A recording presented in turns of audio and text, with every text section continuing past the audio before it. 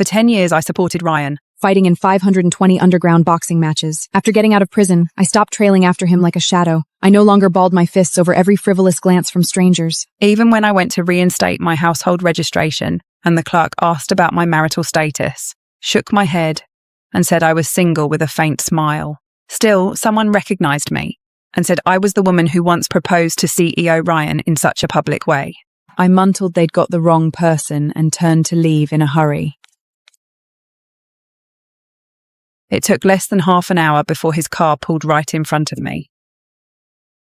He stood there in a tailored suit, slightly drunk, which made him look refined, yet his eyes were sharp as a blade. You're out. Why didn't you come to me? Ryan's busy celebrating the IPO. I wouldn't dare bother you. My indifferent expression made Ryan frown. He remembered how things used to be. When he got his scholarship, I was happier than him, hugging his waist tightly and grinning like a kid, my eyes shining bright. Now those same eyes were as still as stagnant water. A tight feeling settled in Ryan's chest. Just then, passers-by recognized him and gushed that he and Chloe were truly a perfect match. Word had it Chloe loved sailing and had gifted him a 50 million yacht. She was even arranging a man-made media shower for him tonight. He shot me a sharp look, scrambling in his mind for an explanation. But I acted like I hadn't heard a thing, just staring down at my phone, completely absorbed. He grew inexplicably anxious, his tone turning harsh. Ryan, it's not what you think, Mia. Ryan, it's Chloe's birthday today.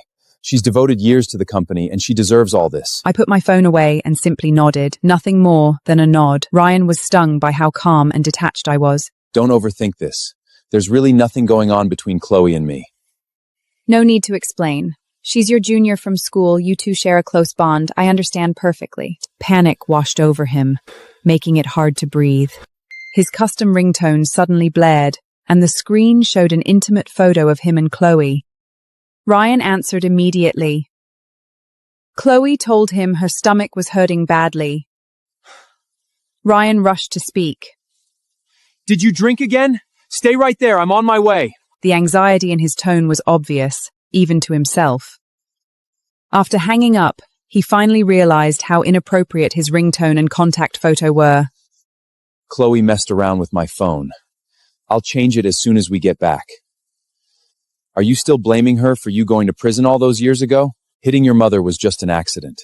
If you hadn't put her in the hospital, I wouldn't have called the police and you wouldn't have gone to jail. Let's call it even, okay? Besides, I've already punished her. I looked up at him with a half smile and asked how he'd punished her. He avoided my gaze and muttered that he'd docked her a month's salary. I let out a quiet laugh. A human life, 5 years in prison, all outweighed by nothing more than a month of Chloe's salary.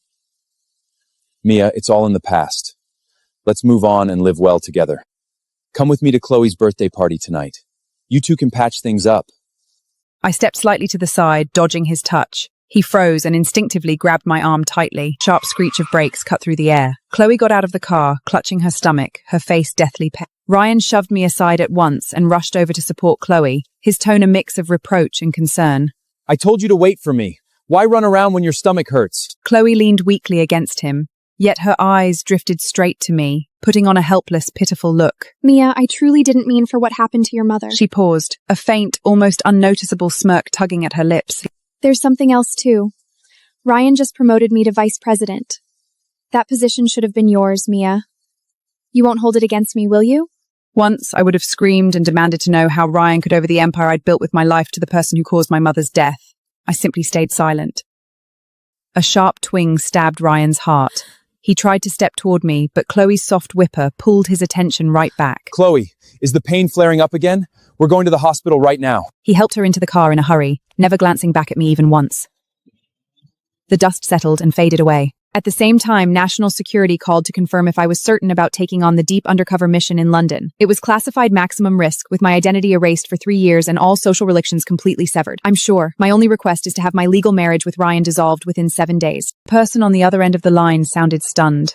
Everyone at the top knows I fought underground fights for 10 years just to fund my husband Ryan's college education and business startup. So why file for divorce now? 10 years, 520 fights in total. My ribs broke and healed over again. My wounds were stitched up only to split open time and time again. Every time I stepped into the ring, it felt like betting half my life on a gamble. The only thing keeping me going was his promise. When I took 8 knife wounds for him in a bar back alley at 18, he knelt by my hospital bed and swore we'd only have each other from then on. Those cold winter nights we held each other for warmth. Those summer days we dreamed about our future. They used to be my whole world. But ever since he met Chloe in college, all those bright dreams faded away little by little.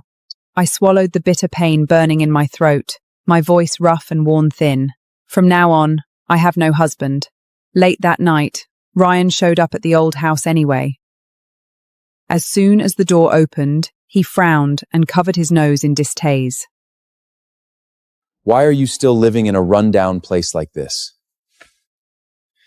The villa's empty, and the staff are all waiting for you there. I stayed silent and glanced around the shabby, weather-worn old house. He'd probably forgotten that this shabby roof took him in when he had nowhere to go 10 years ago. He also forgot those freezing nights we huddled together on the old sofa, breathing out white mist as we promised each other a lifetime together.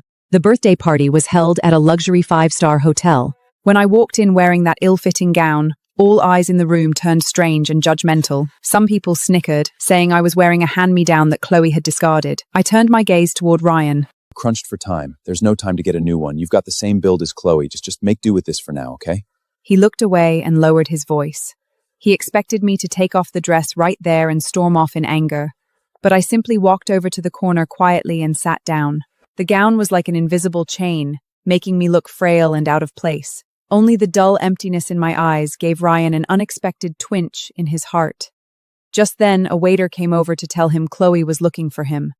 He glanced at me, clearly caught in a duellamy.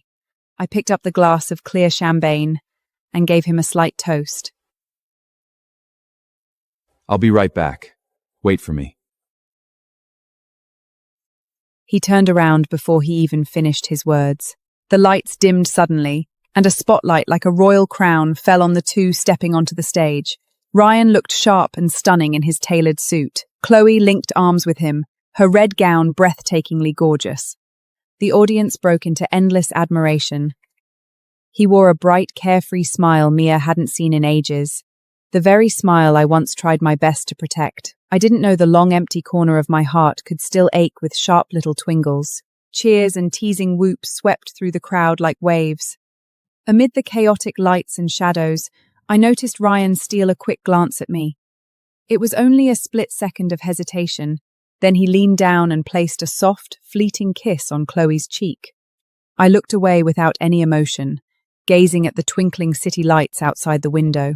Back at the old mansion, I pulled out my phone right away and dialed a number. Book me a flight to London, departing in 7 days. A man's voice, completely losing his composure, suddenly exploded in my ear.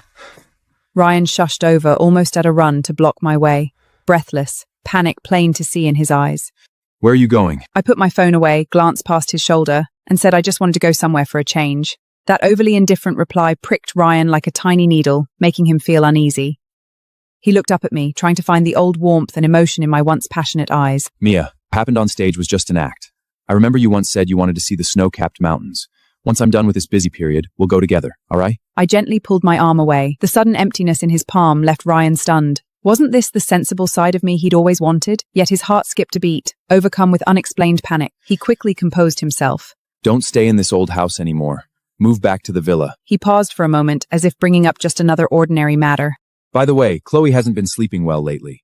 She's tried all sorts of remedies with no luck. Finally, she consulted a fortune master who said the spirit energy of this old shin clashes with her birth chart. Master suggesting this place down and building a waste incinerate plant here. Yang fire energy will suppress the vibes. An eerie silence fell for several seconds after he finished speaking. I turned my head slowly, staring straight at him as if looking at a total stranger. You want to build a garbage incinerator right here? This house is old, with peeling walls and a leaky roof on rainy days, but it was also right here. On those cold winter nights when he had a fever, I warmed the blanket with my own body and held his shivering form close. On the chipped corner of the table, our initials were carved side by side. Now he claims this place brings bad luck, wanting to burn it all down just so Chloe can sleep better at night. Mia, Chloe's an orphan just like me. She's had a tough life. As my wife, you should understand that. I'll compensate you 10 times the land value. You won't lose out.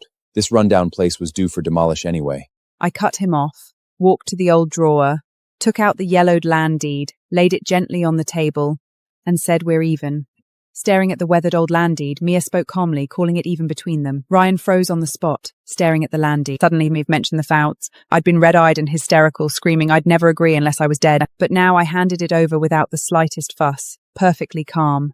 I even let out a faint smile. My smile was faint, and the last flicker of warmth in her eyes had faded completely. A surge of unreasonable anger welled up inside him, tangled with uneasiness. Why is she acting so utterly calm? She's got a criminal record, no formal education, and nothing to rely on but her temper. Where could she possibly go without me? This is just her pride talking in anger. Mia, be realistic. Who else would take you in besides me? Right then, his personalized ringtone broke the silence. Chloe's voice came through the phone, weak and utterly dependent. He answered her instantly, filled with anxious concern, Yes, a total yes, I'm cast to here. his cold attitude moments ago. Yeah. After hanging up, he looked at me and urged me hurriedly to head back to the banquet with him. I said nothing, simply turned around and walked toward the stove. He frowned, hesitated where he stood for a split second, then finally turned and left in a hurry. The sharp, rapid click of his leather shoes echoed down the hallway before fading away. The water in the pot was bubbling and boiling loudly. I opened a pack of noodles, steam curled upward, blurring an old mark on the wall, a lapside sun we'd drawn there with chalk long ago.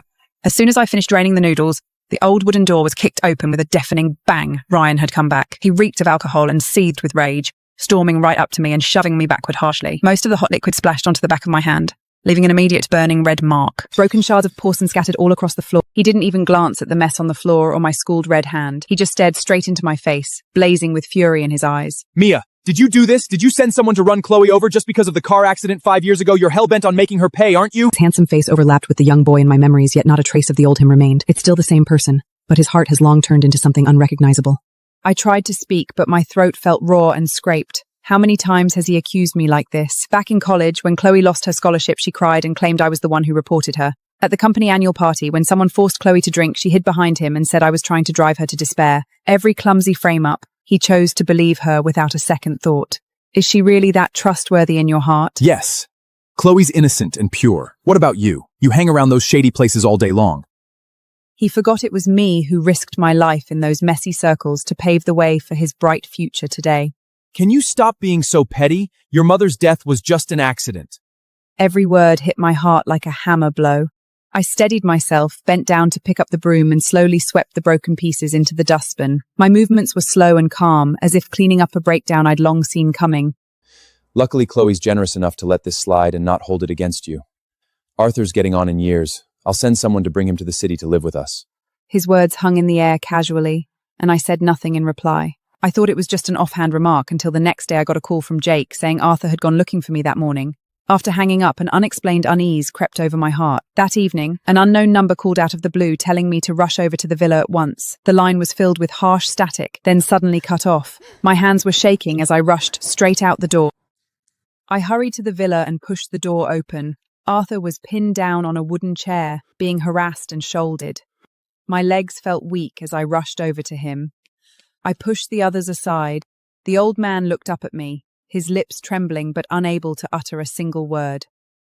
Rage instantly burned through all my reason. I stood up, clenching my fists so tight my knuckles turned pale. Ryan arrived just in time, shoved me away roughly, and stood protectively in front of Chloe, glanced at the blood on the floor, then asked sharply what had happened. Yet he kept his stance firmly shielding Chloe the whole time. A burglar broke into the house and stole the bracelet you gave me. I just lost my head out of panic. Chloe looked pale, her voice full of grievance. I had no idea he was Mia's father.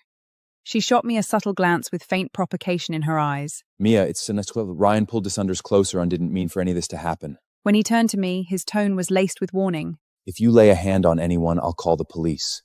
Do you really want to end up in jail again? He paused and lowered his voice. I froze right where I stood.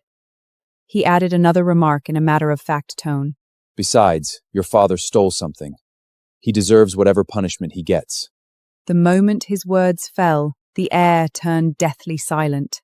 It felt as if all the blood in my veins had turned to ice in an instant. I watched the way he shielded Chloe, the unyielding judgment written all over his face. I suddenly remembered the early days of his company. Arthur had handed over his life savings to Ryan, his old hands trembling as he said he'd always support his dreams. Now, he was personally branding our family as thieves for the whole world to see. I slowly unclenched my tight fists. I bowed my head, holding back the tears welling up in my eyes. When I looked up again, a faint smile tugged at my lips. It was a faint, heartbreakingly bitter smile. I bent down and carefully lifted the unconscious Arthur onto my back. I paused for a moment as I reached the door. After emergency treatment, Arthur's life was temporarily saved. The doctor called me out to the hallway with a serious look on his face. Inside the ward, Arthur's bony, withered hand clutched tightly onto my sleeve. His voice was runky and raspy as he kept saying he never stole a thing. My throat ached with sorrow, and I could only nod my head hard. Arthur looked at me with his clouded eyes, forcing a weak smile, still making excuses for others. Bah. Once you get better, I'll take you abroad. We'll leave this place for good.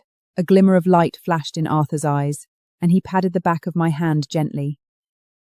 Just then, the ward door was pushed open.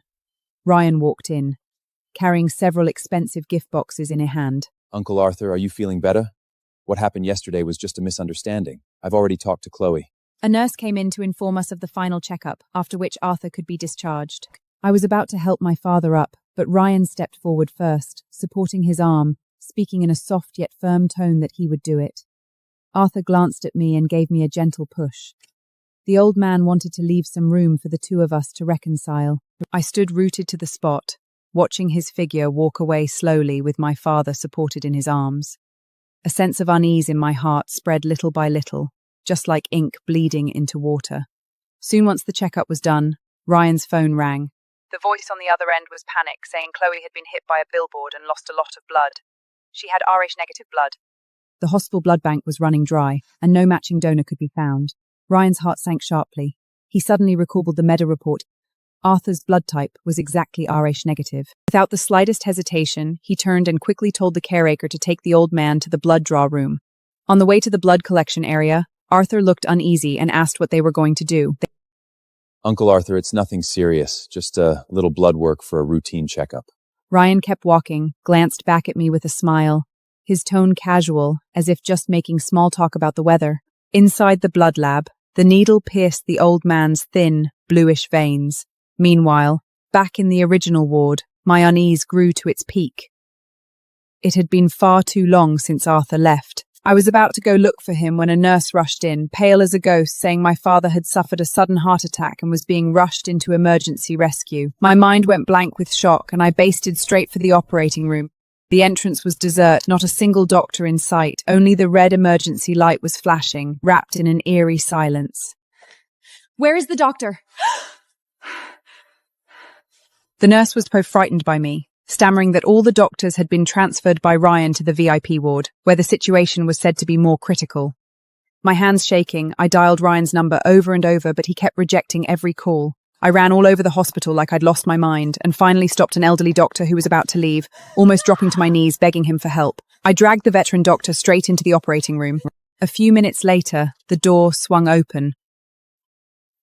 The old doctor took off his mask, shook his head, his eyes filled with exhaustion and regret, saying there was nothing more they could do. The world faded into complete silence and drained of all colour. I sat outside the morgue the entire night. The sky outside shifted from pitch black to pale grey, and I sat there like a weathered stone statue. Then my phone screen lit up out of the dead silence, with a message from Ryan popping up. Mia, Arthur's finished his tests and gone back to ward to rest. Don't worry. From now on, we'll take good care of him together and let him enjoy his latter years in peace. Attached was a photo. Chloe was leaning against the hospital bed, looking much better and smiling at the camera. Half of Ryan's body was in the frame, gently tucking the quilt around her. I stared at that message for a long, long time. Then I hung my head, my shoulders trembling slightly. It started with quiet, broken gasps, then turned into hollow, bitter laughs until the laughter twisted into uncontrollable, heart-wrenching sobs. I curled up on the cold floor, digging my fingernails deep into my palms until they drew blood. I regretted everything. I regretted ever meeting him in the first place. After arranging Arthur's funeral, I headed straight to the hospital. Chloe's room was in the VIP wing. The carpet hallway was deathly quiet. When I pushed the door open, Chloe was lounging in bed, scrolling on her phone, looking perfectly healthy, not weak from heavy blood walls at all. Hearing the noise, she looked up. The moment she saw me, a smirk tugged at her lips right away. What are you doing here? Did you come to apologize? There's no need. I know you didn't mean it. I walked over to the bed and set the urn gently on the night nest. Chloe's smile froze for a second, and she asked what it was. It's my father. It was just a medical accident, Mia. You have my condolences. Chloe, what did you say to my father right before he passed away? What could I possibly have said? I didn't even know him. The nurse said you went in while he was having his blood drawn. The air in the ward turned icy and still. The mask on Chloe's face crumbled little by little, leaving only undisguised mockery and arrogance. I just went to check on that old man. I clenched my fists tight at my sides, my knuckles turning pale white. I told him his daughter was nothing but a fool. She slaved away building Ryan's company only for me to reap all the benefits. She served 5 years in prison, can't even land a job after getting out, and has to live off her ex-husband's charity. I told him the only thing his daughter ever accomplished was being my personal blood donor for 10 years. And now even her own father ended up being my blood bag too. I thought she'd show at least a little guilt. I was wrong. Want to know how that old man reacted? He was shaking so hard the monitors went crazy. The second she mentioned my father, before she could finish her sentence, my fist flew straight at her. Chloe let out a shriek scream and tumbled off the bed. Chloe's nose was swollen and raw. She didn't call out for help. Instead, she tugged her mouth into a deranged, sneering grin. Go on, hit me again. You're nothing but a rabid bitch, Mia. I grabbed her by the collar, my second punch frozen mid-air. Mia! He rushed inside, shoved me aside, and shielded Chloe behind him, glaring dangles at me. Can't you ever learn your lesson, Mia? Is throwing pantses all you're good for? I stood up slowly, staring at the man seizing with rage in front of me.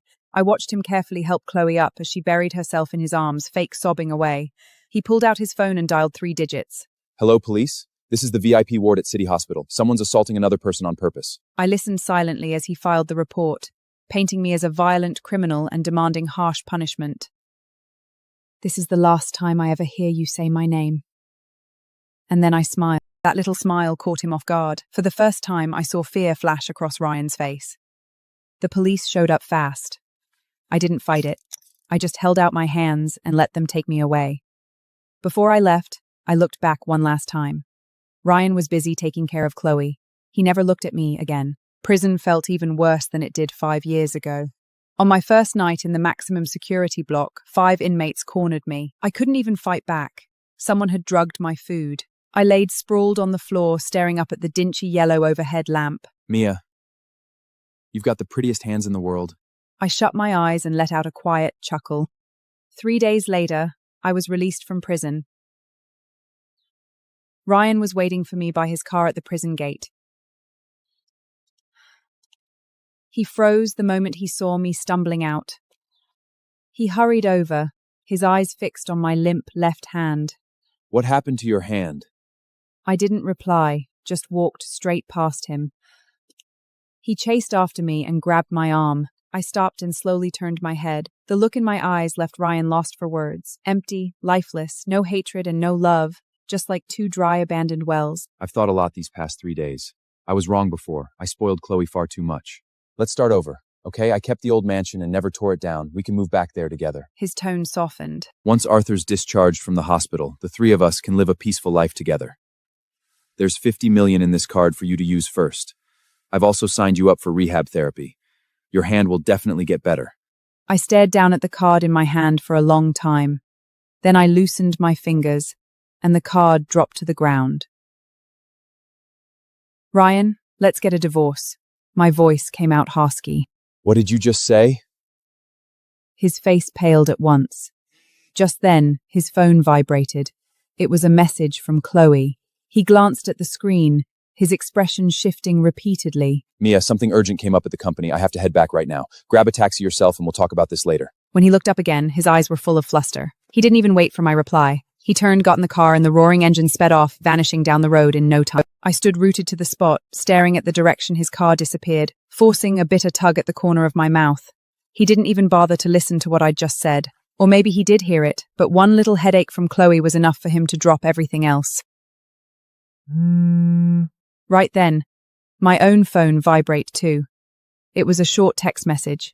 It started to drizzle, the light rain falling softly all around. I bent down, used my functional right hand to pick up the rain-soaked bank card, glanced at it briefly, then tossed it gently into the ride-side trash can. I flagged down a taxi. At last, I was finally leaving this place.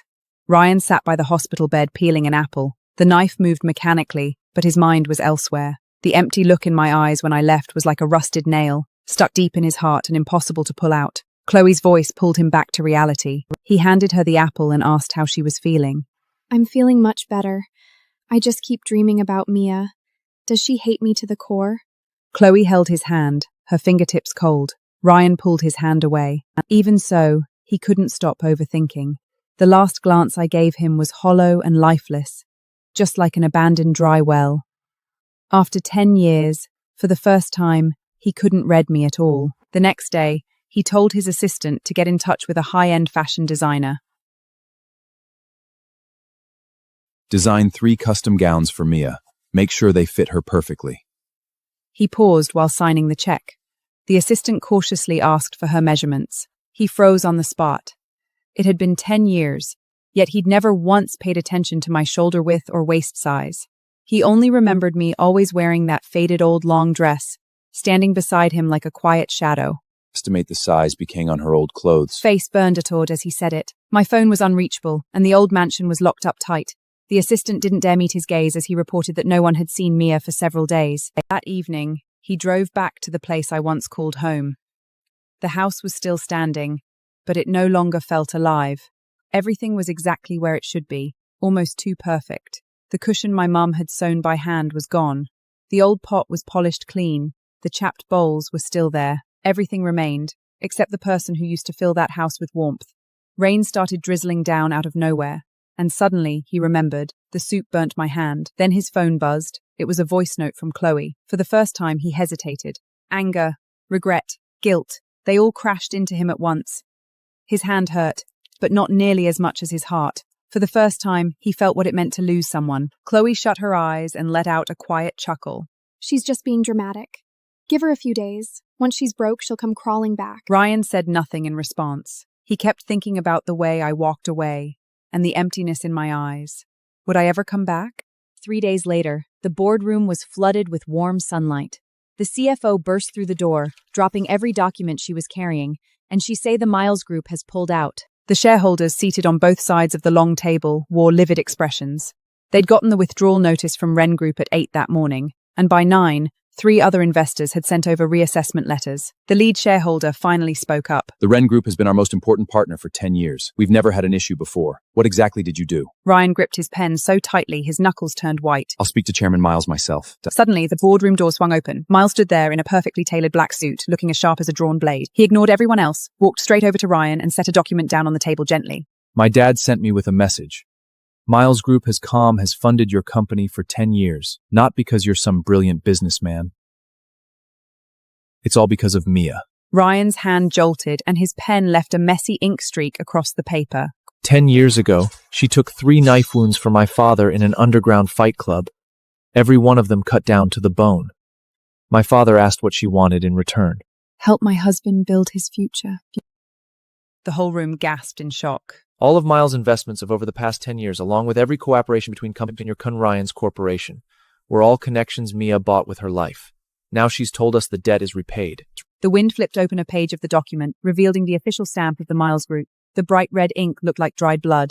Miles turned and left, the click of his leather shoes on the marble floor sounding like a countdown. The moment the door closed, the meeting room erupted into chaos. Shouts of accusation, slamming tables and scraping chairs filled the air. Ryan heard nothing. He only saw their shouting mouths and furious faces. He stumbled to his feet and rushed out of the meeting room in a daze. The office door closed behind him, and everything fell into silence. He tremblingly took out his phone and bowled her familiar number. The number you have dialed. The cold, automated voice repeated itself 10 times. On WeChat, a glaring red exclamation mark stared back at him. I'd blocked him.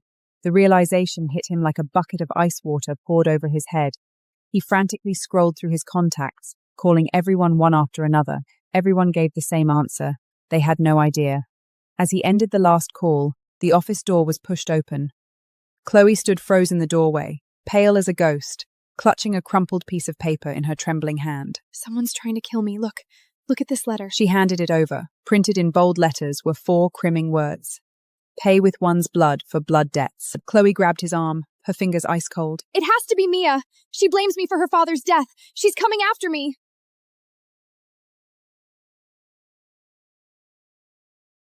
Ryan violently shook her off. His phone slipped from his hand and slammed onto the floor. The crack of the shattered screen echoed through the silent office. Chloe froze on the spot. She had never seen Ryan like this before. Get out! Out! Chloe stumbled backward in panic and disappeared through the doorway. The door clicked shut. Ryan slowly crouched down and picked up the shattered phone. Then he covered his face, and his shoulders began to tremble. For the first time, he finally understood what Miles had meant. Without me, his company wouldn't survive 3 days. Without me, Ryan was nobody. On the cracked screen, one unsent message was still visible between the shattered lines.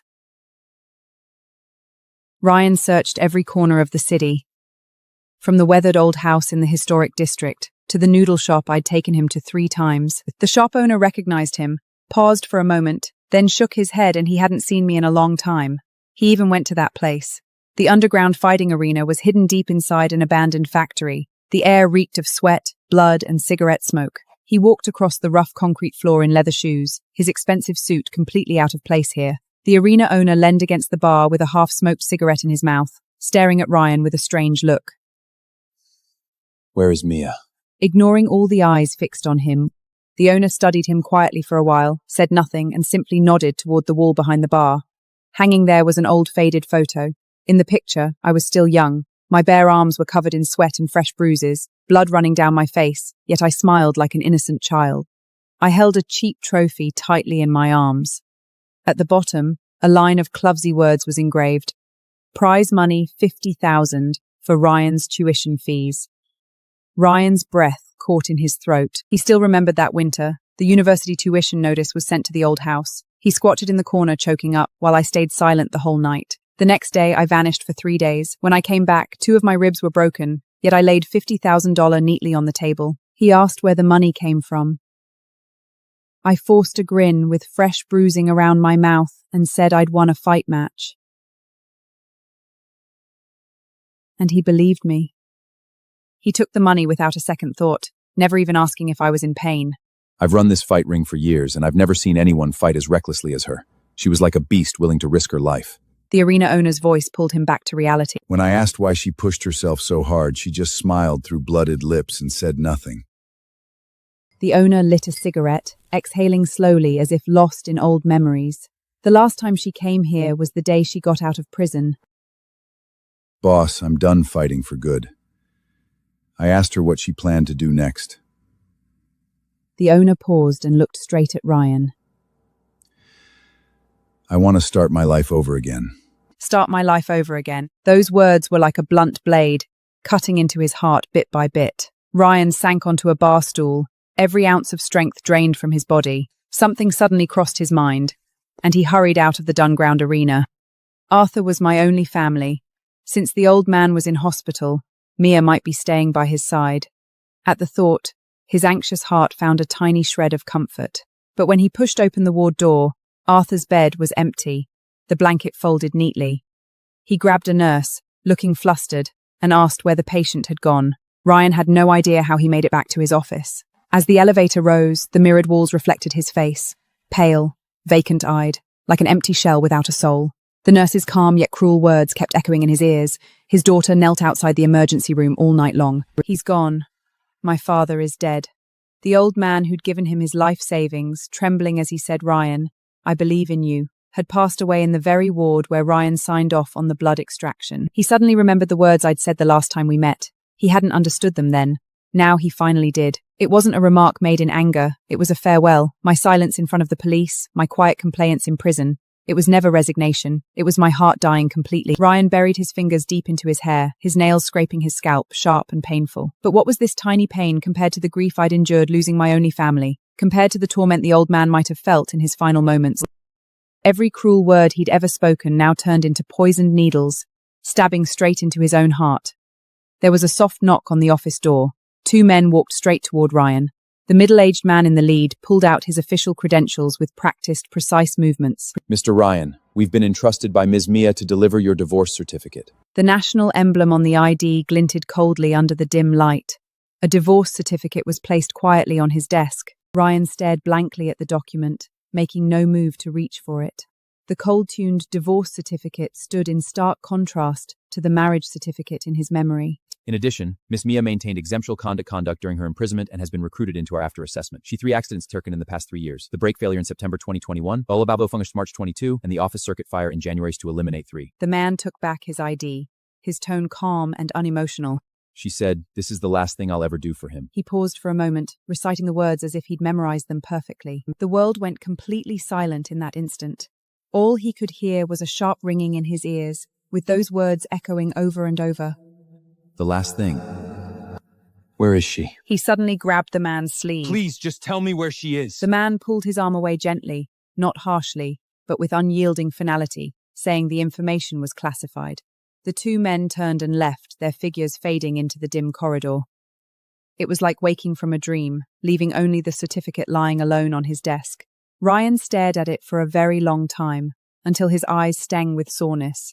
He dialed my number over and over in desperation.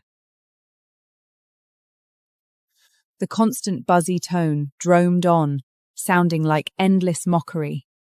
Ryan froze, rooted to the spot. The divorce certificate slipped from his hand and hit the floor with a dull thud, heavy and hollow, just like his broken heart. He slowly crouched down to pick it up, but his hands shook too badly to hold the thin booklet. He tried 3 times, then gave up on the 4th. Mia. He curled into a ball and buried his face in his knees. Broken, muffled sobs escaped his throat, held back for far too long. The old photo in his hand crumpled from being squeezed tight. In the faded picture, a young Mia was smiling brightly, pouring all the light she had into that one smile. Ryan finally realized the truth. That light, the one that once shone only for him, had gone out forever. It only took a week for Ryan's corporation to collapse completely. Investment withdrawal letters piled up like a hill. Return orders flooded in like snowflakes. Stock prices kept plummeting, and bank repayment calls rang non-stop from dawn till late night. Ryan sat in his office, staring out the floor-to-clearing window at the bustling city beyond, feeling a bone-chilling cold he'd never known before. On the early morning of the 4th day, an unnamed parcel appeared on his desk. It was a plain cap paper bag, surprisingly light. He opened it, and inside was nothing but a black USB drive. His fingertips were ice cold as he plugged it into his computer. He opened it and saw 3 folders. The first one, Chloe's personal profile. The second, bank statements. The third, audio files. She was never an orphan. Her parents were alive and well, running a convenience store in a neighboring city. She was already married. The spouse's name was unfamiliar, and their marriage date went back 5 years. Dependents, 1 daughter, 3 years old. Ryan's breath caught in shock. He stared at the family photo. Chloe was holding a little girl, standing next to a shrewd-looking man, all 3 of them grinning happily at an amusement park. The timestamp in the corner read, "Last Christmas." Mia, where had she been that day? She told him she had to work overtime. He'd waited till midnight and eventually fallen asleep on the office sofa. Mia's second folder contained bank transaction records. It was filled with endless transfer entries. Over the May 3 years of the Godin consulting fees services, funds had been channeled from Ryan's subsidiaries and cooperative projects into 17 different accounts, before finally amount add up to 84 million. The largest single sum was 50 million, transferred the day after Mia was released from prison. The third folder held audio files. He clicked to play. Ryan, that man's adorably stupid. Does he really think I love him? He's just blind and foolish. There was noisy background static at first, then Chloe's voice came through, not the gentle tone he knew, but a frivolous, drunken drawl. His fingers trembled slightly on the keyboard, his know-its turning pale. Seconds later, he pressed play again.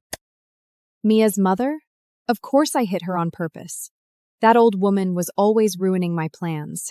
When her father was having blood drawn, I went over on purpose and told him his daughter was an idiot, fighting in underground rings like a dog while I took over the company. The old man shook with rage, his heart monitor going haywire. The audio kept playing, laying out every scheme and betrayal in cold detail. Mia nearly got killed in the ring. I bribed her opponent. Too bad that stubborn woman just wouldn't die.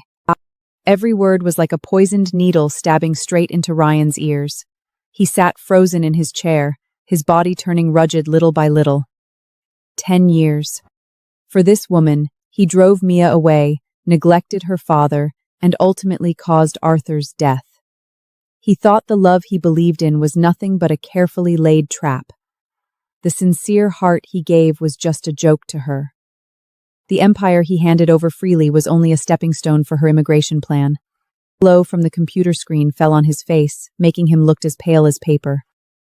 He pressed a hand to his chest, which felt hollow, as if a chunk of his heart had been torn out with a blunt weapon. He finally knew that late regret could hurt so deeply it left you speechless. Ryan found Chloe in the villa's basement as she was sorting her luggage. Chloe turned around and instantly put on her usual innocent act. Where are you going? Chloe hesitated for a long time and said she wanted to go abroad for a break. Ryan lifted the file bag in his hand and slammed it hard against her face. Papers scattered all over the floor. The family photo fluttered out and landed right at her feet. Taking your husband and daughter with you? Chloe glanced down and froze for half a second. Chloe picked up the photo, then broke into a smile. Her grin was full of mockery. Turns out you're not completely brainless. Ryan could hear his own voice trembling as he asked her why. Ryan, you should ask yourself. Who else could put up with you except that fool Mia? She stepped closer, looking down on him for the very first time. You're arrogant, selfish, and full of yourself. Did you really think I loved you? I only approached you for money. I didn't expect you'd be this easy to fool. You handed over the empire Mia built with her life without a second thought. Honestly, I almost feel sorry for you. Ryan raised his hand and slapped her hard across the face. The sharp sound echoed through the empty basement. What? Regret it now? Too bad.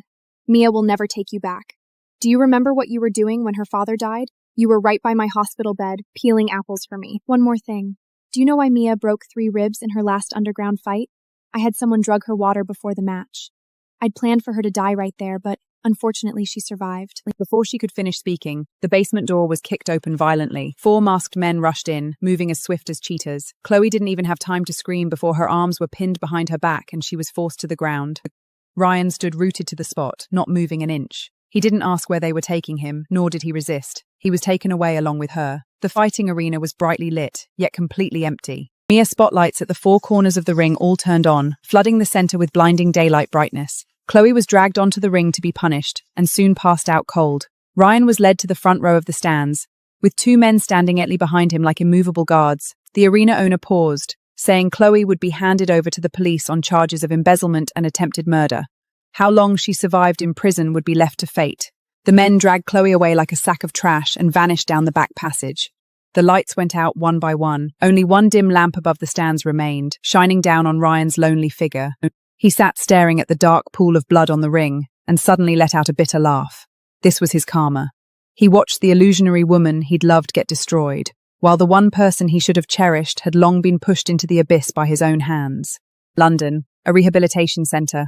My left hand was fixed in rehab equipment, tiny beads of sweat forming on my forehead. My therapist looked at me and said my hand could fully heal in less than 2 months. My national security training schedule was fully packed. Combat and shooting in the morning, languages and intelligence analysis in the afternoon, and social disguise plus psychological counterperformers in the evening. I trained 18 hours a day, limiting myself to only 4 hours of sleep, all by my own choice. I needed to keep myself occupied, busy enough to have no time left to dwell on the past. In the early evening, Mia comes to a roadside cafe to meet Miles.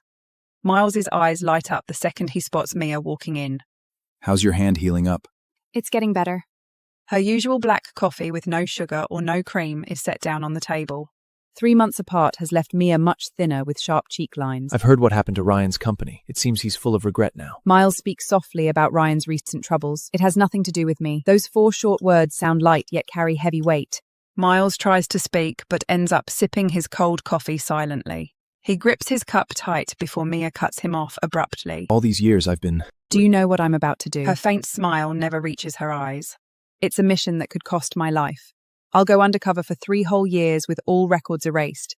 If caught, there won't even be a body left. Miles's eyes turn red after hearing the harsh truth. I don't want to drag you down. Her voice sinks low with genuine worry. A long, awkward silence falls between the two. What if you make it back alive? He forces a bitter smile and asks the critical question. Staring out the window, Mia recalls a rainy day from long ago when a young boy hugged her and swore to stay forever. I suddenly remembered many years ago, also on a rain day, that boy squeezed under my umbrella, hugged my waist, and said we'd be together forever. We'll be together forever.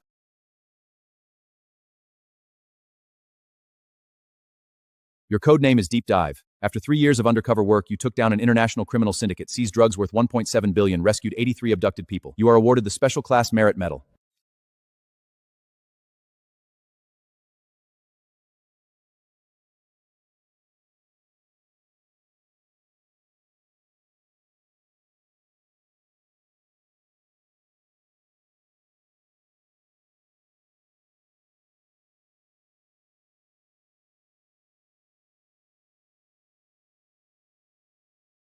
Congratulations. Wan, do you still remember what we said back in London? Of course I remember. Miles handed over the paper bag, his fingers trembling slightly. This is my promise to you, 51% of Wren Group. The shares are already in your name. I didn't take it. I looked at the bag, then met Miles's eyes. There was hope in his eyes, but also nerves, the kind of fear that comes from bracing for rejection. No. I gently pushed it back and told him no. Miles's voice shook. I want to do this. Nobody's making me. I took his hand. It was cold, trembling in the autumn night. If money was what I wanted, I never would have left 3 years ago. I paused, softening my tone as if calming someone who'd been carrying fear for too long. And what I promised you, I meant it. Miles looked up sharply, his eyes already glistening. He asked if I was serious, barely above a whisper. Are you serious? Keep the shares. I don't need any of that. Miles held my hand against his cheek, reluctant to let go. He'd waited 3 long years to hear those words. I patted his back awkwardly. It had been far too long since I'd held someone like this. After a long while, Miles finally calmed down and broke into a radiant smile. There's something else. Do you want to know what happened to Chloe? My body tensed for a moment. In prison, both her hands were broken. She suffered severe brain trauma and was eventually transferred to a psychiatric facility. I stayed silent for a long time. My voice carried no emotion at all. Okay. So completely that even hatred no longer felt worth the effort. Part of the award ceremony was open to the press, with cameras allowed throughout the event. As the agent credited with cracking a major international case, I was invited on stage for a media interview. Camera flashes lit up the room. As the agent credited with cracking a major international case, I was invited on stage for a media interview. Camera flashes lit up the room. I answered every question with confidence and poise, nothing like the quiet woman I had been 3 years ago. In the audience, a man hidden behind a mask and cap couldn't take his eyes off me. Ryan. The past 3 years had been nothing short of hell for him. His company collapsed, his assets were liquidated, and even his villa was auctioned off. A billionaire CEO had become a man drowning in debt, and it all started the day he lost me. He spent 3 years searching for me. Then one day, he saw a photo of Special Agent Mia on the news. He slipped into the venue and stared at the woman shining under the potlight. The pain in his chest was almost unbearable. That was his Mia, and yet, she wasn't his anymore. When the interview ended, Miles stepped onto the stage and kissed my forehead in front of every camera. The crowd erupted into applause and cheers. That was the moment Ryan finally broke. He rushed onto the stage and grabbed my hand as the entire room watched in shock. Mia, it's me. I was wrong. So wrong. Please, come back to me. I'm sorry, sir. You've mistaken me for someone else. I pulled my hand away and met his gaze calmly. It's me, Ryan. Mia, look at me. I simply looked at him. 3 years of agony had left deep, indelible marks on his face. Yet my heart remained completely unmoved. We're done, Ryan. We're divorced. Mia, we had 10 years together. You can't do this to me. That's right, 10 years. I fought underground fights for you for a decade and served 5 years in prison. I took a step forward. My voice was soft, yet every word cut deep. How many chances did I give you, Ryan? When Chloe ran my mother over, you called it an accident. When she stole everything I had, you said she deserved it all. When she tormented my father, you claimed it was just a misunderstanding. I stared at his deathly pale face and asked quietly, "So tell me now, how am I supposed to treat you?" Ryan collapsed onto the ground, speechless. The security guards dragged him away. I fixed my collar and offered the audience a faint apologetic smile. Then I took Miles's hand and left the venue. I never looked back, not even once. A fine drizzle fell on Qingming Festival, just like the old saying goes. I held a black umbrella in one hand and Miles's hand in the other. We walked up the familiar path and spotted a figure queeling in front of my father's grave from a distance. It was Ryan. He wore a faded old jacket, his hair soaked by the rain, looking utterly miserable and disheveled. He snapped his head around at the sound of our footsteps, his eyes red and swollen from crying. I knew you'd come. I didn't spare him a single glance. I walked over to the tombstone and gently laid down the bouquet of white chrysanthemums in my hand. Rainwater trickled down the petals. I knelt down, pressed my forehead against the cold stone, and bowed 3 times respectfully. Miles knelt beside me and paid his respects with solemn courtesy. "I'm here to see you, Dad. This is Miles, your son-in-law. He treats me so well." Miles tightened his grip on my hand, lacing his fingers firmly through mine. You can't marry him! I'm your husband! We've got 10 years between us! I stood up slowly and pulled my arm free without hesitation. I stared straight at Ryan, my gaze as icy and cold as the Qingming rain. "Do you even deserve to talk about those 10 years, Ryan?" I took 1 step forward, and Ryan instinctively shrank back. "Over those 10 years, I broke 3 ribs, fractured my left wrist, and got 28 stitches on my back. Did you ever count any of it?" I advanced step by step with every word I spoke. Ryan had nowhere left to run, his back pressing tight against the adjacent tombstone. "When I broke my ribs, you were over there celebrating Chloe's birthday with her. When I fractured my wrist, you were picking out bracelets for her." A bitter, desolate smile spread across my face, just like the endless rain shrouding the cemetery. "Now that you've lost everything, you finally come running back to me?" Ryan shook his head frantically, tears mixing with the pouring rain streaming down his face. Mia, I love you. I've always loved you. I was just manipulated and blinded by Chloe. I cut him off, my voice suddenly rising. Did I force you to believe her? Did I make your choices for you? Did I make you hurt me? But no words came out. My voice dropped again, calm and cold. "Ryan, stop pretending you were fooled. You knew exactly what you were doing.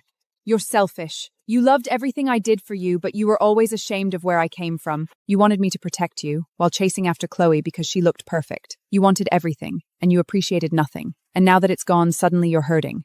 I looked at his pale face. "But compared to what you put me through, your pain is nothing." Ryan collapsed into the mud. Rainwater soaked through his pants. He looked up at me, at the man who once loved him more than anything, now looking at him like a complete stranger. He broke down completely. His fingers dug into the wet ground.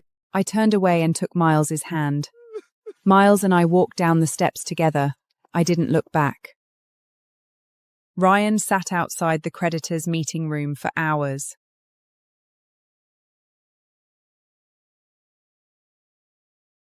Document after document.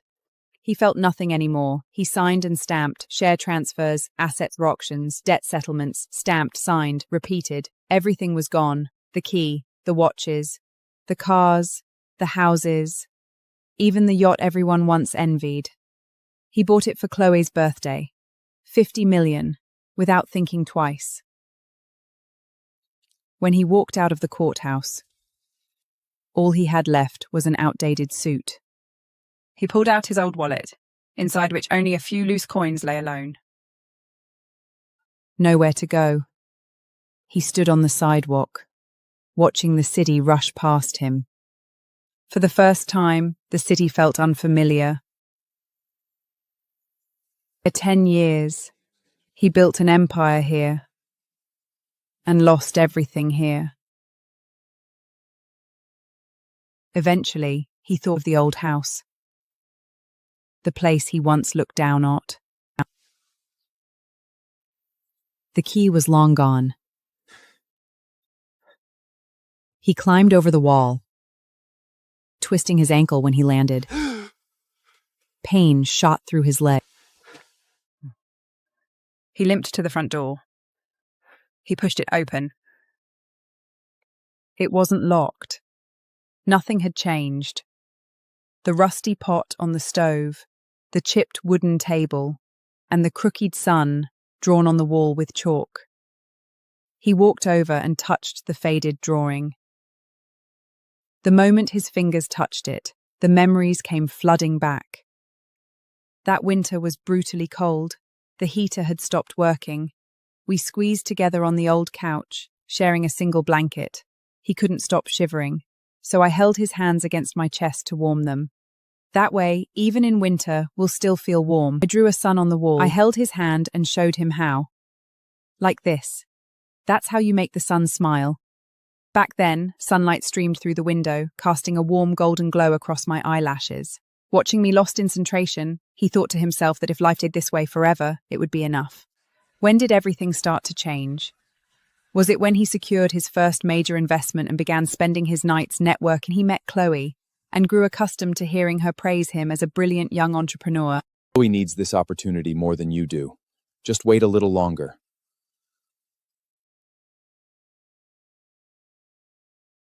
He didn't know. All he knew was that by the time he finally looked back, there was no one left waiting for him. He had driven that person away with his own hands. Once, twice, countless times, until one day I was exhausted, so I left and never came back. Ryan sat curled up in the corner, leaning against the cold wall, his face drained of all colour. He should have been crying, but his eyes burned with dryness, and not a single tear would fall. His regret arrived too late, like a dull blade carving into his heart over and over again. It wasn't fatal, but it hurt enough to leave him gasping for air.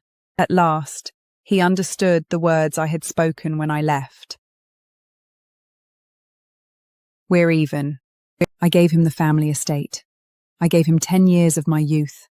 I even gave up my father's life for him. And then I walked away with nothing left behind, not even hatred.